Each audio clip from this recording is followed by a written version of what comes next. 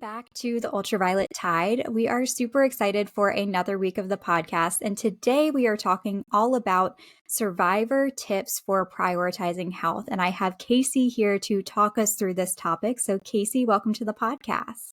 Oh, thank you for having me. I'm excited to talk about my favorite subject. We are excited to have an expert come in and really talk about all of these thoughts and feelings and emotions that people may be experiencing as they have completed skin cancer treatment and now are trying to figure out, okay, now what? But before we really dive into the meat and potatoes of today's episode, I am going to give a brief background on you so that everyone can get to know you a little bit better. So Casey Head is an author, cancer survivorship coach, cancer exercise specialist, and in 2017, she founded The Happier Hustle. She's a 3-time cancer survivor and now helps other cancer survivors take back control of their life. We also have quite a few mutual connections in common in the skin cancer community, which we think is so funny. So, of course, when I saw this information, I thought she would be a wonderful fit to come on and share some wellness and survivorship tips. So, Casey, I want you to kick us off and tell us a little bit more about you and your background and how you got started with the Happier Hustle. So, in 2014, I was diagnosed with cancer. Went through it 3 times, basically for 5 years straight, and in my opinion, breezed through treatment despite being so long and so hard and complex, and really multiple times, stroke during it. Um, and then I done with treatment, and I flailed, and I felt like I was failing at going back to living life. And that was the biggest struggle for me was, okay, I know how to do treatment and survive, but now how do I go back to living life? Because I woke up and went to bed every single day terrified that it was going to come back. Mm-hmm. Yeah, and I think that's a feeling that a lot of people can relate to, is that living in that survival mode and having the fear of it coming back. And that's really something that you talk a lot of cancer survivors through, is how to stop living in that survival mode and how you can retrain your brain. So I want you to kind of start to walk us through the process of, okay, you have a clean bill of health, and by all tests, it looks good. You look okay. But now the brain aspect of it really comes into play. So let's talk through that a little bit. Right. And so, and you're 100% right. Like, I asked my team after a while, I was like, what do I do now? And they're like, just go live life. And I was like, okay, but I haven't been doing anything but just trying to survive for the last 5 years. I don't know how to go do that. And I thought, Right. I genuinely, and maybe this is so naive of myself at the time, thought there would be resources like there were during treatment, and there Right. weren't. And I was like, oh boy, this is, but I'm scared. I'm terrified. And I kept telling myself, and I learned along the way, that this is a normal reaction to an abnormal situation. Mm-hmm. So I basically thought I was the only one feeling this way. I didn't Yeah. know how common it was because no one really talks about it openly in Mm-hmm. in a way that all the survivors I had met just going, it'll be fine. It's okay. You're gonna get through it. And I was like, I'm failing at living life. Like, how has everyone figured this out? And I'm over here scared to death, miserable. Like, what's happening? Just like always anxious, always waiting Mm-hmm. for the other shoe to drop. So, Right. as a result of that, I was like, I've got to figure this out because I cannot live 10, 15, 20, 30 years like this, Mm-hmm. always waiting for something to happen. And the one question that I was asked that really help me wrap my brain around, like, okay, you do need to figure it out and you do have to find solutions for what you feel, is what if it never comes back? Are you okay with living like this? And I was like, no. Right. Mm-hmm. Because I literally, like, I was losing sleep. It was impacting my physical health as a result, and my relationships. I was being really kind of an a-hole to my partner, my friends, because I didn't know how to handle what was happening all of a sudden. Mm-hmm. And so it really is retraining your brain. A lot of it, in my opinion, is a three-prong approach. It's number one, understanding why we have these visceral reactions to situations that have nothing to do with cancer or have everything to do with cancer because they are all related. It has the second piece of this, I think, is really understanding how our brain operates and what it Mm-hmm. needs to do to repattern itself or quote rewire. Because what our Mm-hmm. brains do need after being in survival mode for so long is patterning, is structure, is a foundation.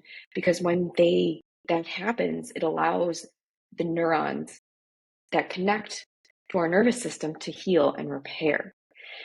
And then lastly, it's about really truly letting go of what we thought this life was going to be and give ourselves a future. Because Mm-hmm. what happens when we're in fear and anxiety, we're living off the past to apply to the future. So if our Mm-hmm. past is all we know is fear and anxiety, we're only going to apply that to our future. Right. Right. And I think something that you bring up that's so interesting that we hear time and time again is you get the all clear and it's congratulations and it's cheers and it's a party, but you have certain associations with what you should be feeling and what you should be thinking and what you should be doing. And there might even be like the guilt if you're not feeling those things that you said, "Oh, I'm so lucky that I get to continue living my life." But then you're like, "Whoa, I feel so guilty because I'm not feeling those happy thoughts that I should be." Right? That's the survivor's guilt that kicks in. And Right. then when we don't talk about it, shame is then uh, involved, and that's never going to. Once you're in shame, you're never going to take the steps to heal. Mhm. So if we can release some of the shame and that guilt, like it is normal to feel this very big disconnect of I am so grateful to be alive, but why do I not feel that way? Mm. Right. Right. And you talked about, you know, not having a lot of resources that you felt were out there. So in 2017, is that the basis behind founding a company to help people specifically with this issue?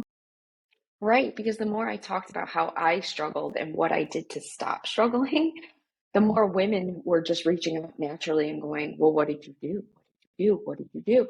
Because I didn't realize that everyone experiences this because there I was on an island thinking I'm losing my mind because no one talked about it. And that everyone kept saying it's gonna be okay, the time. And it kept getting worse. And I'm like, something's broken inside me. Mhm. It, I thought it was all me. But then I realized the more I talked about it, it's a commonality between everyone, no matter what cancer you have, no matter how long your journey was. Right. And that was like, what are we doing then? Mhm. And that Yeah. became a really big mission and purpose was okay, like there's solutions out there. Let's like get people the proper tools so we can get back to living life. Mhm. I think another thing you brought up that we talk about a lot in our community is no matter what your diagnosis was, and you mentioned this too, no matter what your journey was, if you're feeling a certain way, that is okay. Your case is no different than anyone else's in terms of what you are allowed to be feeling. And that's something that's like very, very hard. You can say it, but it's a lot easier said than done, especially when you're dealing with potentially other mental things that are going on at the same time that you're still trying to give a name to. 100%. And that's where like we have to stop comparing our journeys. And we have to realize like I when people say to me, well, I didn't go through what you do, I am grateful you didn't go through what I went Right. through. Right. It doesn't make your journey less than mine. Yes. It is Hmm. equal. It's just different. Yes. Yeah, I completely agree. So, going back to that living in survival mode, how to retrain your brain, what are some tangible tips and tricks that people can start using to really start and jumpstart that process? I have found that number one, meditation. I know it's really hard for people to start, but it is going to impact the rest of your life. And all it takes is literally 5 minutes a day for 4 to 6 weeks to start feeling the impacts of what that is. It helps you understand what's going on in your brain and your body. And here's the thing about meditation that I think people uh, get hung up on because they're like, "Well, I'm not doing it right." There's no Mhm. right way to do it because we're not Right. trying to be monks. So just do it. Right. And it's not about not thinking, it's about managing the thoughts that come in. Mhm. It's understanding like we can't literally shut off our brain. Even when we sleep, it's not completely off. Right. So it's understanding that the thoughts that come in, we don't have to own those thoughts. And those thoughts Mhm. don't necessarily we don't have to hold on to them. And the beauty of meditation. So I always, that's like my first recommendation is like, do you meditate? Have you meditated? Because prior to cancer, I didn't even know what meditation was. Right. Yeah. Number two is gratitude. I wake up every morning and list out 5 to 10 things at least every single day that I am grateful for. From my dog to the coffee to, oh my God, I had a full night's sleep. Mhm. Just anything and everything. And I think we didn't say like we over because like it's got to be something, right? Something big. No, it could be as simple as like I'm Right. grateful for this like literally I said today I'm grateful for this coffee. Like it was Mhm. warm, it felt really good to be drinking, and I was grateful for it, Yeah. you know? And doing that every single day brings you back into the present moment to Mhm. realize like it doesn't matter what's happening out here. This is what I and this is everything. Mhm. Number three, that really helps a lot of um, of the clients that I work with, and myself included, is finding a mantra that works for you. Mm. So it doesn't need to be someone else's mantra; it's got to be yours. So there are some nuances to creating your own mantra. It's got to be in your voice, like your language, something that you would say to yourself, and it's got to be something that your brain can accept. Mhm. So my mantra for the longest time, and I'm talking like probably years, was I am healthy, I am safe. Yeah. I am healthy and I am safe. Like going through cancer 3 times, I didn't feel healthy, I didn't feel safe. Right. So my brain slowly needed to adapt to that. Mhm. And from that mantra, it became a belief. Right. Yeah. So when we believe that, it can Right. change the way we feel. Right. It's the power of the thoughts and what you're telling yourself, and your internal dialogue really does affect a lot of your mental well-being. 100%. So I love that when we were talking about gratitude, and I wanted to come back to this because I feel it's so important, because when you talk about gratitude, we all feel like it has to be some grand thing that you're saying you're grateful for. And the reality of the fact is, there are days that are better than others. Some days you feel super inspired and you have so much that you're grateful for, and other days it's a little bit harder to find things. So if you can train yourself to think about the small things, it makes things a little bit easier. Mine when I'm having a bad day is thinking about maybe something my dog did. I'm like, "Oh, well, it was really cute that he just laid down and like licked my foot. I'm grateful that I have that." And that's such a small random thing, but that goes back to the personal side of it. It is whatever you're grateful for, whether it be dog snuggles or whether it be a grandchild or whether it be a significant other, anything. It could really be anything. Yeah. And it could be grateful just for being able to wake up and not be in a hospital because that's what I was grateful for a very long time, Right. and it doesn't need to be more complicated, and it doesn't need to be so grand. Like, I'm grateful for this vacation. Like, it's the everyday gratefulness. Like, I'm grateful for having a phone that I can connect to the world with. Like, how crazy is Hmm. that? Yeah. Yeah, I think that's so important. And something I've really tried to work on personally, that in entrepreneurship specifically, to tie that in, there are a lot of days where it seems like the dominoes are falling and it's one bad thing, the next bad thing, the third best, worst thing. And I was driving to the post office, dropping off orders last week, and I was just having such a bad day. I was feeling so overwhelmed. And I pull out, and the car behind me just gets hit like really, really hard, like right behind me. And it was in that moment that I was like, oh my gosh, I have been complaining. I have been in such a bad mood, but I didn't just get in that car accident. And I need to be thankful that and focus and just be grateful that, that wasn't me. Like, that person is having a way worse day right now than I am. So I need to put my priorities on straight and be grateful and thankful. Right. It just reminds you, it pulls you back into like, get out of your head. You're here. This is everything right this moment. And it could Hmm. be so simple. Yeah, it really can. And I love that. So I also think it's important to kind of tie in something else to stop living in survival mode. The idea of defining your personal narrative, especially when it comes to defining what your life looks like in these post treatment days. I have a couple friends and customers who say, I don't want to be called a warrior. I don't want to be called a survivor. Okay, fantastic. You don't have to be. You define your narrative. And I think there's a lot of power in that I want you to touch on as well. There is, and you get to set your own definitions and your parameters. And the best part, I always say, is like you get to create a version of your life that you might not ever have had the opportunity to do prior to cancer. Like I always say, this is Casey's 2.0 version of life. I actually take care of my health mentally, physically, emotionally. Like I actually like prioritize different things. Like everything has changed in my life. And it wasn't overnight. It was slowly over time. But I gave myself that permission to go, the rules have changed, and I'm going to now define my life differently. And what does Hmm. that look like? What does that feel like? What does this 2.0 version do? What does she look like? How does she act?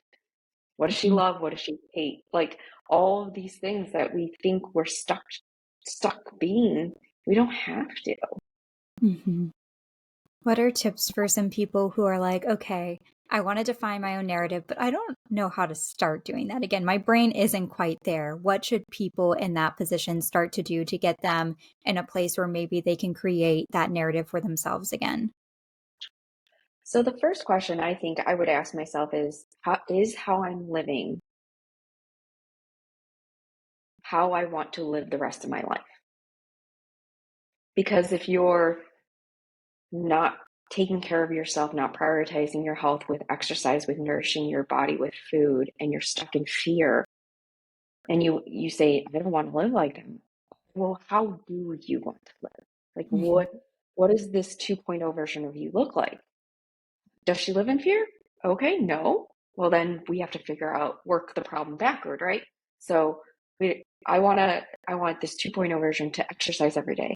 I want this 2.0 version to eat better every day. Hmm. I want this 2.0 version to, have more balance in their life and then you work it backward, right? So this is the goal. So how do we take this? What are the steps necessary to get to that goal? So like Hmm. specifically like with the fear and the anxiety, okay, well, what tools do I need to learn to retrain my brain to get to that goal? Okay, if my goal is exercise every day, that means I actually like have to take time and prioritize that. Hmm. Like it's like the little steps along the way that we think it's too big, but it's like break it down, work the Hmm. problem backward, break it down. Yeah, that's great advice. And to touch a little bit on fear and anxiety too, I did want to talk about the fear around what we call scanxiety that a lot of members of this community well, they definitely know or they've experienced. So maybe if people are listening and they don't know what that is, would you mind giving a definition and then diving into a few ways to kind of work through those feelings? Yeah. So, in my opinion, anxiety is the anticipation of having a blood blood blood work or some sort of scan, whether it be CT, ultrasound, etc., with the anticipation, knowing you've already heard the worst news of your life and that potential to hear it again Hmm. because of these tests and procedures that we go through. So that, in my opinion, is what it is. And it's not necessarily hearing those words again, it's what those words mean we have to go through again. Mm-hmm. And because the way our brains and bodies operate, our brain has this great ability to block out trauma, our bodies don't. Yeah. So that anxiety is visceral. It's oftentimes a racing heartbeat. We're telling our whole bodies, our mind's racing, we can't concentrate, we're all over the place. We're physically sometimes coming up with like throwing up and other Right. really serious health issues because of it, because we know that can mean life or death, Hmm. basically. Right. And first and foremost, when you start to alleviate your day-to-day fear and anxiety, it definitely applies to this anxiety Hmm. over time. However, what you can do in those moments, and this is what I teach my clients, is to instantaneously get yourself out of that mode of like, oh my God, oh my God, oh my God. Because like that's kind of what we're thinking in our Right. heads, Hmm.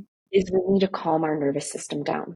And I do that with the 4x4 breath method. This is what they Hmm. teach first responders when they go into risk situations. So they make really snap decisions in the most efficient way Hmm. without panicking.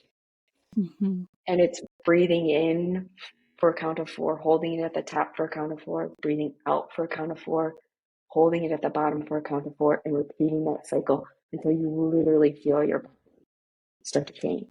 Hmm. Because that anxiety kicks in, it's not our mind that's reacting to our body. Hmm. It's just giving the signal to our brain to freak out. Right. That breathing technique is one that I love. I use that a lot, to be perfectly honest. And I think there's so many different breathing techniques with how long you hold your breath, or there's even like I mean, this gets into meditation a little bit, but like guided visualizations and all of that stuff that it might sound kind of like crazy from the outside, but when you actually get into it and you start working through it, you're like, huh, wow, okay, this actually works for me. And it's all about figuring out what works for you. How can you calm yourself? Because we're all so individualized, and that's okay. That's beautiful. But sometimes it makes it a little bit trickier to do the work to figure out what works best for you. So I always find it's trial and error. That if you try something and it doesn't work, that's okay, but don't give up. Just try something else and keep going until you find something that works for you. Right. 100%. That's why I always tell my clients, I'm going to teach you all the tools, but you have to figure out which one works for you. And here's the thing, like this is what I found over time is some of these tools do lose their efficacy over time because we use them so much. Body and brain is like, that's not working anymore. Mm-hmm. That's why I teach them so many. I was like, okay, go to the next one. Like we need to have enough resources where when we're in these situations, we can self-resource. Right. Right. I think that's super important. And that's a great reminder too that if you found something that worked and it stopped working, it doesn't mean you're backtracking. It just means that you get to have the opportunity to have continual growth. You get to keep learning, keep growing, keep evolving. Mm-hmm. Yes, exactly. And you nailed it. There's nothing else to say. Well, Casey, I think this has been such a great conversation, and I know our audience listening, they're going to want to connect with you. So, can you share your website, your Instagram, and wherever else people can connect with you? Yeah, so you can find me on Instagram at the Happier Hustle, and my website is the same thing, www.thehappierhustle.com, and reach out, say hello. It's always going to be me responding, and I love chatting anything cancer. Yep, that's awesome. And we'll include that in the show notes so that people can connect with you. And I always tell people, like, if you want to reach out, reach out. We love it. It's amazing. Yeah. I mean, who knows who we know, because this community, although there's a Yes. lot of us, is very small. Yes, totally agree. But Casey, thank you so much again for your time. Thank you. I appreciate it.